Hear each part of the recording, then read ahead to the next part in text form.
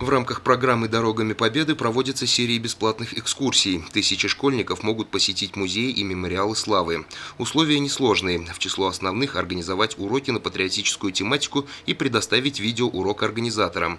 В качестве приза двухдневный маршрут по местам боевой славы.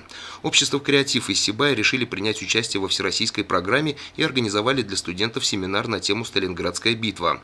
Из уст лектора, кандидата исторических наук и сотрудника Сибайского историко-краеведческого музея Минур Шагеевой слушатели узнали интересные факты о событиях тех лет. Героизм участников войны и бесстрашность советских воинов заставили современных ребят еще раз задуматься о патриотизме.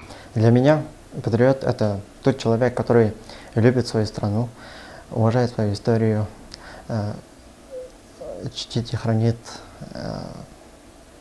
ценности своей страны, который стремится донести все это следующему поколению. Патриотическое воспитание в современных условиях становится одним из главных направлений воспитательной работы с молодежью.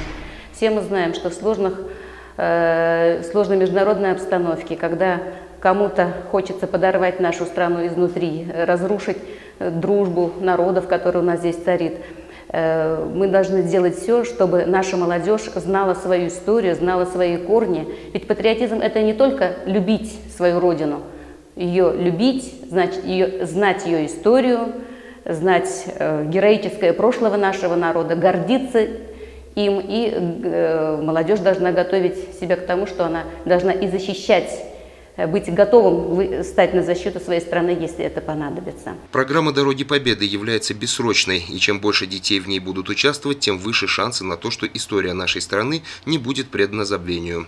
Давид Фадеев, Айгуль Хамитова, Руслан Кравцов, телекомпания СТВ.